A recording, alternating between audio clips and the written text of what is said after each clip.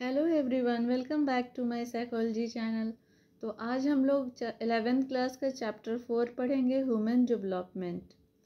तो human development is the cognitive, physical and psychosocial progress of human over the course of their lives.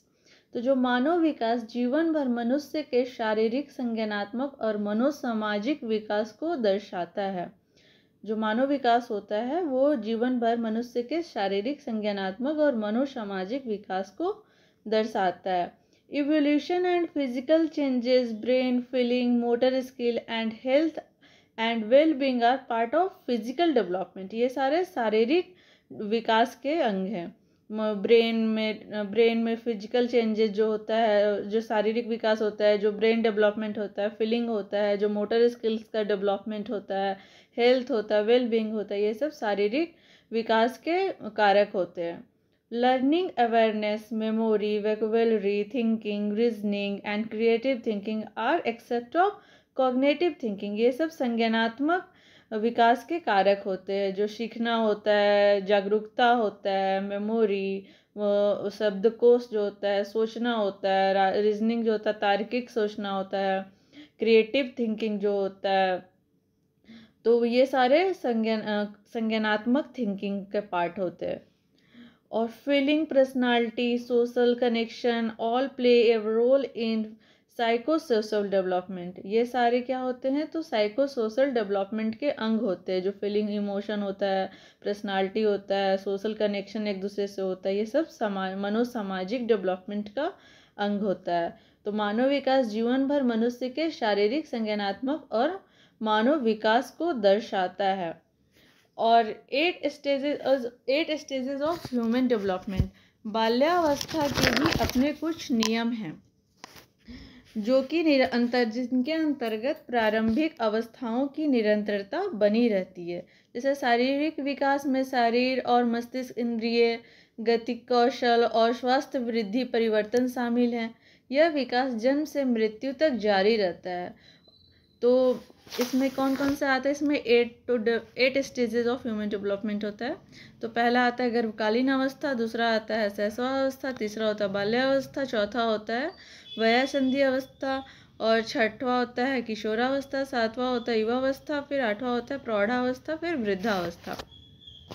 तो इसको हम लोग short में वो समझ सकते हैं। जैसे शैशवावस्था जो होता है वो जन्म से लेकर 2 वर्ष तक होता है। शैशवावस्था जो होता है वो जन्म से 2 वर्ष तक होता है। यह चरण शारीरिक विकास, भावनात्मक लगाव और शुरुआती सामाजिक संपर्क के लिए महत्वपूर्ण होता है। फिर आता है बाल्यावस्था। इसमें 2 से 12 वर्ष तक का आयु के बच्चे आते हैं। इस चरण में बच्चे तेजी से उनका जो शारीरिक संरचना होता है वो तेजी से वृद्धि होता है, उनका मानसिक विकास होता है, उनमें भावनात्मक विकास आता है, उनमें सामाजिक रूप से विकास होता है। वे दोस्ती करना शुरू कर देते, दोस्त बनाते हैं, सगे संबंधियों से जुलने लगते, सिर्फ अपने माता पिता पर आश्रित नहीं रहते, अपने बुआ, मामा, चाचा, अपने रिश्तेदार सभी को वो समझते हैं। फिर वो जब फ्रेंड बनाते हैं तो कोई फ्रेंड गरीब होता है, कोई अमीर होता है, कोई हिंदू होता है, कोई मुसलमान होता है, कोई क्रिश्चियन होता है, कोई सिख होता है, कोई आदिवासी होता है। तो वो सभी उनका दोस्त हो जाते हैं। तो वो विभिन्न संस्कृतियों के बारे में भी वो बाल्यावस्था में सीखना शुरू कर देते हैं। फिर इसको विभक्त किया गया है प्रारंभिक वयस्कावस्था में। तो यह 18 से 35 वर्ष तक आता है। तो इस चरण में वयस्क आमतौर पर अपनी शिक्षा पूरी करते हैं, फिर करियर बनाते हैं, नौकरी करते हैं, और फिर अपना शादी करके अपना परिवार शुरू करते हैं। फिर इसको जो डिवाइड किया गया है वो मध्य वयस्कता में डिवाइड किया गया है, जो कि 35 से 65 वर्ष तक आता है। तो इस चरण में वयस्क अपने करियर और रिश्तों में बदलाव का अनुभव शुरू कर देते हैं। अपने करियर जो नौकरी कर रहे हैं उसमें उसको एक्सपैंड करते हैं। फिर बहुत सारे जो रिश्तेदार बनाए हैं उनको समय नहीं मिल पाने से या तो किसी एक रिश्तेदार के साथ बहुत ज़्यादा समय बिताते हैं, या फिर बहुत सिलेक्टेड रिश्तेदारों रखते हैं। फिर अपने करियर के साथ साथ कुछ और भी स्टार्टअप वगैरह स्थापित करते हैं। फिर आता है उत्तर वयस्क अवस्था, ये होता है 65 वर्ष और उससे अधिक का अवस्था। तो इस चरण में वयस्क शारीरिक और मानसिक कष्टों का अनुभव करते हैं। जब 65 वर्ष का शरीर हो जाता है तो उसमें कुछ कुछ शारीरिक कष्ट आने लगता है, मानसिक कष्ट आने लगता है, वो रिटायर्ड हो जाते हैं, जो नौकरी कर रहे हैं व्यक्ति रिटायर हो जाते हैं, और कुछ कुछ व्यक्तियों में स्वास्थ्य समस्याओं का भी सामना आता है। तो इन्हीं 8 अवस्थाओं को 5 अवस्था में सॉर्ट करके बताएं, जिसमें सहसावस्था, बाल्यावस्था, प्रारंभिक वयस्कावस्था और मध्यावस्था और उत्तर वयस्कावस्था होता है। तो उपर्युक्त अवस्थाओं में मानव का विकास गर्भावस्था से प्रारंभ होकर युवावस्था तक रहता है। तत्पश्चात प्रौढ़ावस्था में स्थिरता बनी रहती है और वृद्धावस्था मानव विकास की सबसे अंतिम अवस्था होती है, इसमें विकास नहीं होता है। इस प्रकार मानव अपनी विभिन्न अवस्थाओं से होकर गुजरते हुए आगे की ओर अग्रसर होता है। इसमें जो दूसरा पॉइंट है वो है development process belong to certain order. विकास एक निश्चित क्रम के अंतर्गत होता है। मानसिक एवं शारीरिक विकास का क्रम एक निश्चित अवस्था के अंतर्गत होता है। यह 2 प्रकार का होता है, पहला सिरा पदाभिमुख क्रम और दूसरा सन्निकट दूरस्थ क्रम। देखते हैं ये क्या है। तो बालक का पहले बैठना, फिर खड़े होना, फिर चलना एक क्रम के अंतर्गत होता है। पहले बालक क्या होता है, पहले बालक बैठता है, फिर वो खड़ा होता है, फिर वो बैठता है, फिर स्क्रॉल करके वो चलता है क्रॉलिंग के द्वारा, फिर वो धीरे धीरे पकड़ पकड़ कर खड़ा होता है, फिर वो चलने लगता है, और एक क्रम आता है तो अच्छे से चलने लगता है। यह क्रम मानसिक विकास के भी परिप्रेक्ष्य में होता है। पहले जो बच्चा होता है, पहले एक अक्षर बोलता है, कोई एक वर्ड बोलेगा, माँ बोलेगा, फिर पापा बोलेगा, फिर बुआ बोलेगा, फिर मतलब उसमें हर्षऊ दीर्घऊ हर्षई दीर्घई सारा स्वर और व्यंजन का मात्रा वो धीरे धीरे शामिल करने लगता है। फिर उस सबको जोड़ के शब्द बनाता है, शब्द जोड़ के फिर वो लास्ट में एक सेंटेंस बोलने लगता है, शब्दों का प्रयोग कर अंत में वाक्य की संरचना करने लगता है। तीसरा जो स्टेज आता है developmental patterns belong to stability. विकास प्रतिमानों में स्थिरता का गुण होता है। विकास प्रतिमानों से तात्पर्य उस अवस्था से है जो प्रायः विकास के परिप्रेक्ष्य में देखी जाती है। यदि एक बालक की बुद्धि बाल्यावस्था से ही मंद है तो वयस्कावस्था में भी वो मंद बुद्धि का ही रहेगा। और जो अभी बालक बहुत कम एज में 1 साल 1.5 साल के में ही वो एपरेटस से खेलने लगा, वो ज्योमेट्रिकल एपरेटस बना रहा है, वो नंबर सिस्टम कर रहा है, राइम्स कर रहा है, एक्शन कर रहा है, तो वो उसका हम क्या होगा, जो वयस्क होगा, जब वो एडल्ट होगा तब भी उसका इंटेलिजेंट बहुत ज़्यादा होगा। तो वो बच्चा में ही पता चल जाता है कि बच्चा मंद बुद्धि का होगा कि तीव्र बुद्धि का होगा। इसी प्रकार बालक अगर बुद्धि तीव्र है तो आगे तीव्र बुद्धि के रूप में बनी रहती है। इसी प्रकार विकास प्रतिमान बालक की लंबाई से भी जुड़े रहते हैं। अगर बालक 1-2 साल तक में भी एकदम बहुत छोटा सा दिखता है तो उसका ज़्यादा लंबाई का विकास नहीं होता है, लेकिन वो 1 साल 1.5 साल का ही है और वो अच्छा खासा लंबा दिख रहा है, 3 फीट तक हो जाता है, 2 फीट 3 फीट तक, तो उसका विकास आगे भी वो मतलब लंबाई उसका आगे की ओर भी बढ़ते रहता है। ऐसी विकास में सामान्यतः स्थिरता ही विद्यमान रहती है। इसी प्रकार शारीरिक विकास प्रतिमानों की भांति बालक में मानसिक विकास संबंधी प्रतिमान भी उपलब्ध रहते हैं। जो चौथा है developmental speed belongs to continue process in different stages. विभिन्न अवस्थाओं में विकास की गति निरंतर चलने वाली प्रक्रिया है। गर्भधारण से ही विकास का क्रम प्रारंभ हो जाता है जो जीवन के अंत तक निरंतर बना रहता है। यद्यपि विभिन्न अवस्थाओं में विकास की गति भी तीव्र एवं मंद बनी रहती है, इसी प्रकार मानव के प्रत्येक अंग एवं उसकी मानसिक विकास संबंधी गतिविधियों का क्रम बना रहता है। अनेक बार प्रतीत होता है कि बालक में कोई गुण अचानक हो गया, परंतु वास्तविकता यह है कि वह गुण उत्पन्न होने से पूर्व एक विकास की प्रक्रिया बनी हुई थी। जैसे कि बालक अपनी प्रारंभिक अवस्था में केवल रोने व हंसने की शब्द प्रतिक्रिया करता है, अचानक कोई शब्द का उच्चारण करने लगता है, ऐसे उसकी निरंतर गति का कारण बना रहता है। तो जो बालक होता है वो एकाएक कोई गति नहीं करता है, वो धीरे धीरे वो जो प्रारंभिक बाल्यावस्था है उसी समय से कोई कोई एक्टिविटी करता है, जो बाद में वो काफ़ी अच्छे से करने लगता है। तो निरंतर गति बने रहने के कारण ये होता है। पांचवा है prediction of developmental patterns is possible. विकास की अपनी कुछ निश्चित अवस्थाएं होने के कारण उसके संबंध में भविष्यवाणी करना संभव है। बालक का विकास दो अवस्थाओं में होता है। पहला शिरापदाभिमुख दिशा की ओर और दूसरा सन्निकट दूरस्थ दिशा में। शिरापदाभिमुख दिशा के अंतर्गत शारीरिक विकास की दिशा सिर से पैर की क्रम में होती है, अर्थात सबसे पहले विकास सिर का सबसे पहले विकास होता है, फिर धड़ का विकास होता है और अंत में पैर का विकास होता है, मतलब ऊपर से नीचे की ओर उसका डेवलपमेंट होता है।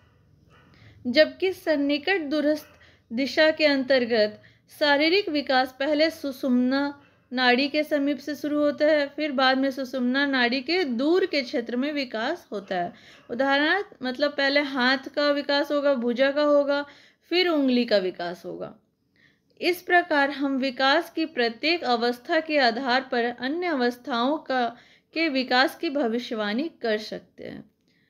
जो छठवां स्टेज है उसमें development patterns belongs to individual differences. विकास प्रतिमानों में व्यक्तिगत भिन्नता का गुण होता है।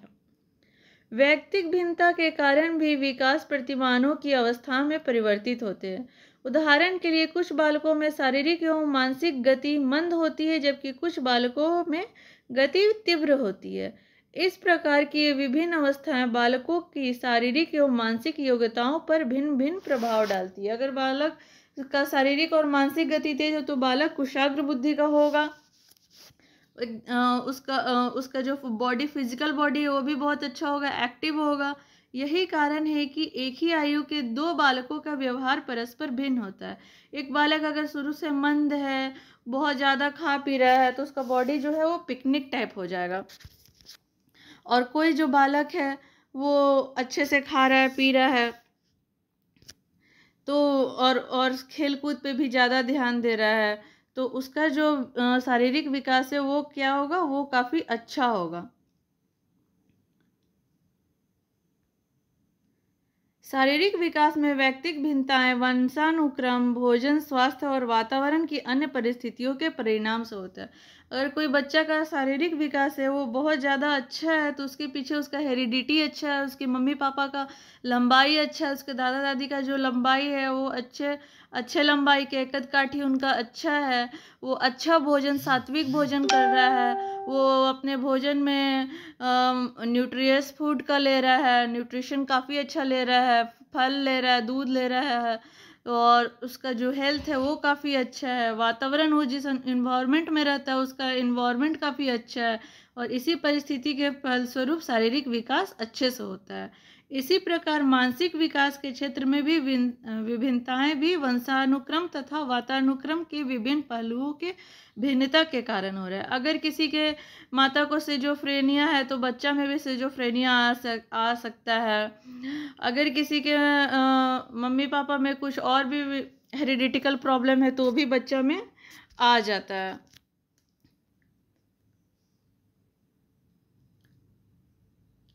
नेक्स्ट है developmental patterns. Speed is not same in different stages.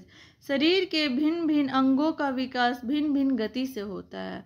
सिर का विकास प्रारंभिक अवस्था में सबसे तेज गति से होता है। जब बच्चा छोटा ही रहता है तभी उसका सिर का विकास शुरू होने लगता है, और किशोरावस्था जब आता है तो उसका हाथ एवं पैर का विकास होने लगता है। हाथ बड़ा होने लगेगा, पैर बड़ा होने लगेगा, उसका नेल्स अच्छे से बनने निखर के आने लगेंगे। कंधा एवं वक्ष का विकास किशोरावस्था से शुरू हो जाता है। इसी प्रकार मानसिक विकास की अवस्थाएं भी अलग अलग होती है।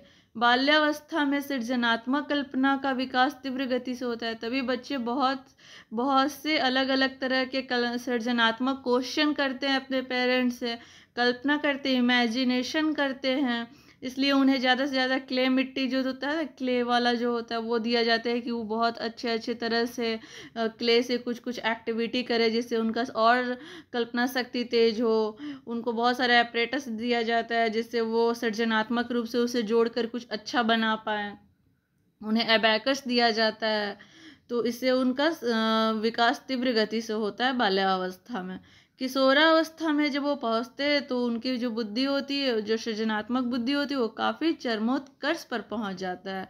इस प्रकार हम देखते हैं कि विकास की गति शरीर के विभिन्न अंगों में विभिन्न अवस्थाओं में अलग अलग रहती है तथा इसी प्रकार मानसिक गति का भी विकास होता है। Developmental process belong to general to specific. शारीरिक विकास में बालक पहले वस्तु पकड़ने के लिए संपूर्ण शरीर का उपयोग करता है। एक छोटा सा जो बच्चा है वो शैशवावस्था से जो बाल्यावस्था में जाते रहता है, उस समय का जो अवस्था, अगर कोई बालक को कोई टॉय दीजिएगा तो वो पूरे खिलौने को एक साथ अपने एक उस पर कूद जाएगा या उसको पूरे हाथ से पूरा पकड़ने का कोशिश करेगा। तत्पश्चात वो परिपक्वता से पूरे हाथ से पकड़ना सीखता है और उसके बाद फिर वो उंगली की सहायता से पकड़ता है। पहले तो उस पर ही वो अपने टॉय पे ही गिर जाएगा, सोचेगा अगर उस पर हम पूरे गिर जाएंगे तो हम उसको अच्छे से पकड़ सकते हैं। फिर जब वो थोड़ा सा बड़ा होगा, उसका हाथ का विकास हो जाएगा तो वो अपने हाथ से पकड़ना सीखेगा। फिर वो ग्रैप्स से उंगली का जो होता है फिंगर टिप से पकड़ने का कोशिश करेगा। उसी तरह मानसिक विकास की अवस्थाओं में प्रारंभ से संवेग विशिष्ट नहीं होता है, किंतु जैसे जैसे बालक विभिन्न परिस्थितियों में प्रवेश करता है वैसे वैसे वह विभिन्न संवेगों का विशिष्ट की ओर प्रवेश करना सीख जाता है। मानसिक स्थिति भी वैसी होती है, पहले उसे भय क्रोध उसको पता रहता है, भय सिर्फ अपने मम्मी पापा को पहचानता है, प्रेम उसको आता है, भय आता है, फिर उसमें घृणा बाद में उसमें आता है, फिर उसमें बहुत तरह का और भी मानसिक और भी इमोशन जागृत होता है। पहले तो सिर्फ उसको सिर्फ प्रेम और भय ही पता रहता है। उसको अगर अच्छे से प्यार कीजिएगा, अपने मम्मी पापा को देखेगा तो खुश हो जाएगा, अगर किसी पराये को देखेगा जिसको नहीं पहचान तो वो डर जाएगा। फिर उसमें धीरे धीरे घृणा और अन्य संवेग भी आने लगते हैं। नेक्स्ट है development is the result of learning and maturity. व्यक्ति के व्यवहार में परिवर्तन उसकी मानसिक एवं शारीरिक परिपक्वता के कारण होता है। व्यक्ति के व्यवहार में होने वाले ये परिवर्तन अधिगम के फलस्वरूप होने वाले परिवर्तनों से भिन्न होते हैं। तथापि परिपक्व एवं अधिगम दोनों का घनिष्ठ संबंध होता है, क्योंकि परिपक्वता ही अधिगम के लिए नींव डालती है। जैसे जैसे व्यक्ति मैच्योर होता है वो जल्दी किसी कार्य को सीख लेता है। तो अधिगम के द्वारा बालक नई प्रतिक्रियाएं प्राप्त करता है और एक अध्ययन के दौरान ज्ञात हुआ कि गर्भकालीन अवस्था में जो शिशु अधिक क्रियाशील होते हैं जन्म के बाद भी शारीरिक कौशलों को अन्य बालकों की अपेक्षा शीघ्रता से ग्रहण कर लेते हैं। जैसे कि अभिमन्यु, उनकी माँ गर्भ में ही उनको जो शिक्षा दी तो इतना जल्दी वो युद्ध का जो नीति था वो सीख लिए थे, चक्रव्यूह को तोड़ना सीख लिए थे गर्भ में ही। तो गर्भकालीन में अवस्था में शिशु अधिक क्रियाशील होते हो तो जन्म के बाद भी शारीरिक कौशलों के अन्य बालकों की अपेक्षा शीघ्रता से ग्रहण कर लेते, क्योंकि वो अपने गर्भ में ही बहुत कुछ सीख लेते हैं। अतः स्पष्ट है कि बालक के विकास में परिपक्वता तथा अधिगम दोनों की भूमिका रहती है।